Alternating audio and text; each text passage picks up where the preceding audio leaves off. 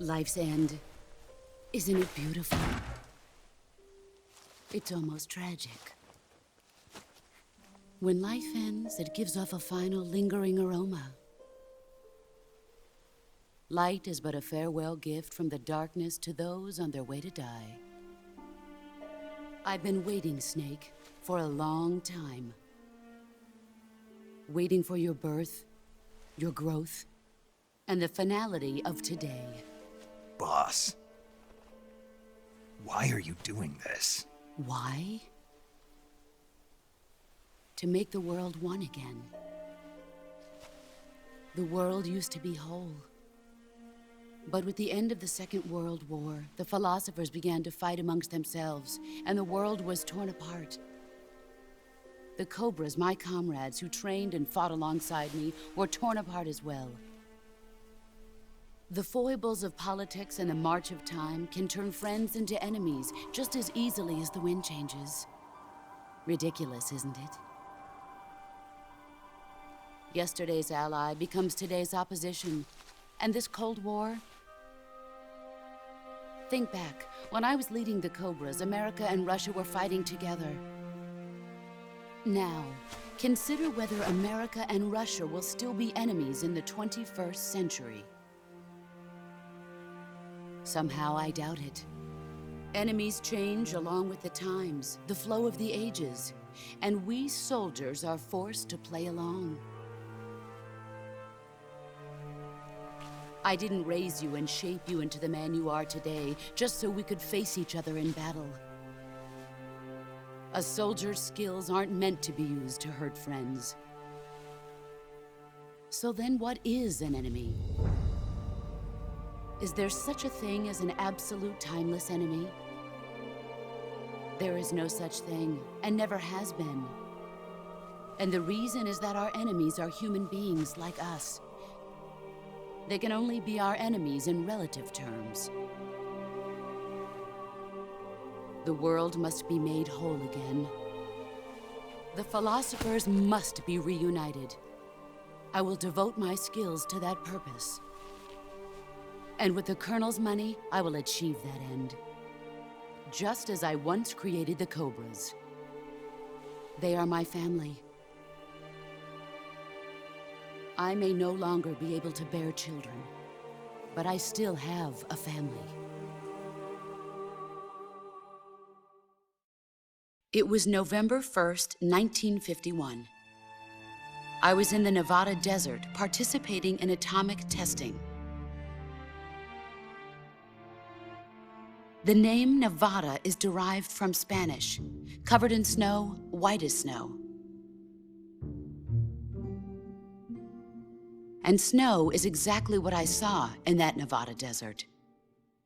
It froze my blood white.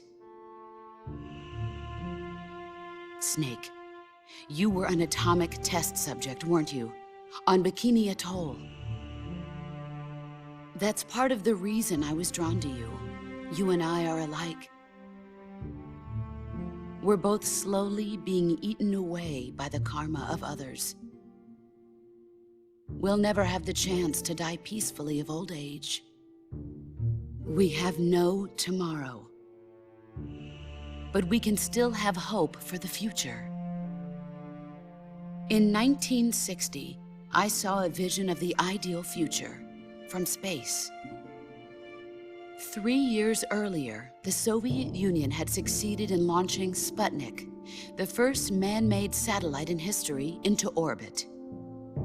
This came as a huge shock to the United States. In response, America threw everything it had into its own manned spaceflight project, the Mercury program. Even as the Soviets seemed poised to send their first man into space, America was still experimenting with chimpanzees and rockets. The government wanted human data. So they secretly decided to send a human being into space. I was the one they chose. At the time, they didn't have the technology to block out cosmic rays, and whoever they sent up would inevitably be exposed to heavy radiation. That's why they chose me. After all, I'd already been irradiated once. Of course, you won't find any of this in the history books. I could see the planet as it appeared from space. That's when it finally hit me. Space exploration is nothing but another game in the power struggle between the US and the USSR. Politics, economics, the arms race, they're all just arenas for meaningless competition. I'm sure you can see that, but the Earth itself has no boundaries. No East, no West, no Cold War. And the irony of it is, the United States and the Soviet Union are spending billions on their space programs and the missile race, only to arrive at the same conclusion. In the 21st century, everyone will be able to see that we are all just inhabitants of a little celestial body called Earth. A world without communism or capitalism, that is the world I wanted to see. But reality continued to betray me. In 1961, I was sent to Cuba, to Bahia de Cochinos. It was part of a CIA-sponsored invasion under the guise of taking Cuban exiles back to their country. But the US government betrayed them. Our weak-kneed president held back their air support. Defenseless, the exiles were annihilated by the Cuban army. All I could do was watch in silence. I was set up by the very country I'd sacrificed so much for, by the very government I dedicated my life to defending. I was driven from the surface world, and I went underground. Then, 2 years ago, I faced the Sorrow, my old comrade in battle. He was my friend. But one of us had to die. I was left with no choice. The Sorrow gave his life for me.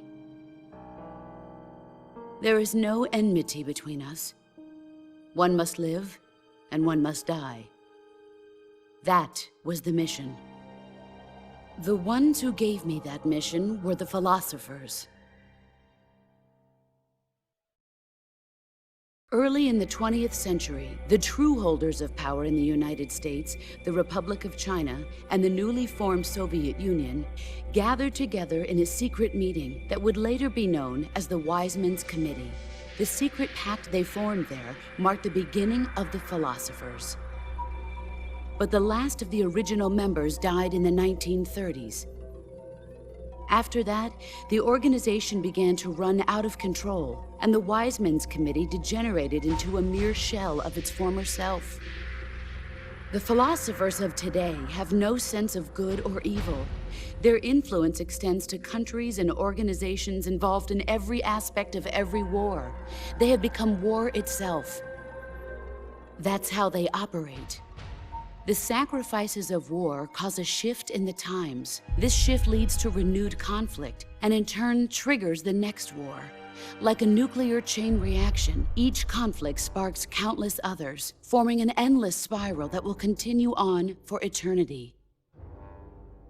Do you understand what I'm saying, Snake?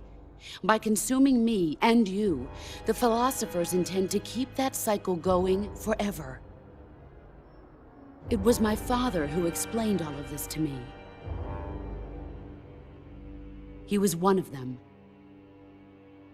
You see, I am the last remaining child of the philosophers. But after he revealed the truth, my father was killed by that same shapeless, formless organization. And my father isn't the only thing the philosophers have taken from me. In June of 1944, the Cobras and I took part in the landing at Normandy. We'd been given a top-secret mission to locate and destroy enemy V-2 rocket installations. I was pregnant at the time. The Sorrow was the father. I gave birth on the field of battle. A beautiful baby boy. But my child was snatched away from me by the philosophers.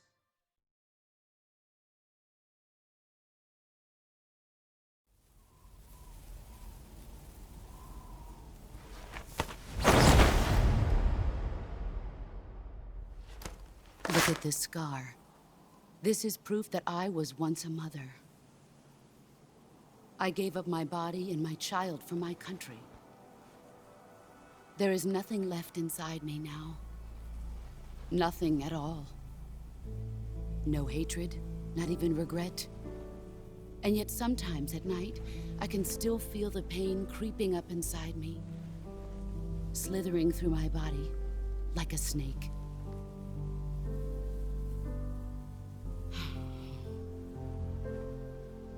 I've never talked this much about myself before. Thanks.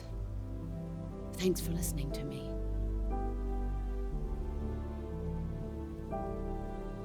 I feel content. Snake, commence the operation. I raised you. I loved you. I've given you weapons, taught you techniques, endowed you with knowledge. There is nothing more for me to give you. All that's left for you to take is my life, by your own hand. One must die, and one must live. No victory, no defeat. The survivor will carry on the fight. It is our destiny. The one who survives will inherit the title of boss. And the one who inherits the title of boss will face an existence of endless battle. I'll give you 10 minutes. In 10 minutes, MiGs will come and bomb the hell out of this place. If you can beat me in less than 10 minutes, you'll be able to escape in time. Let's make this the greatest 10 minutes of our lives, Jack. Boss. You're a soldier. Finish your mission. Prove your loyalty. Face me.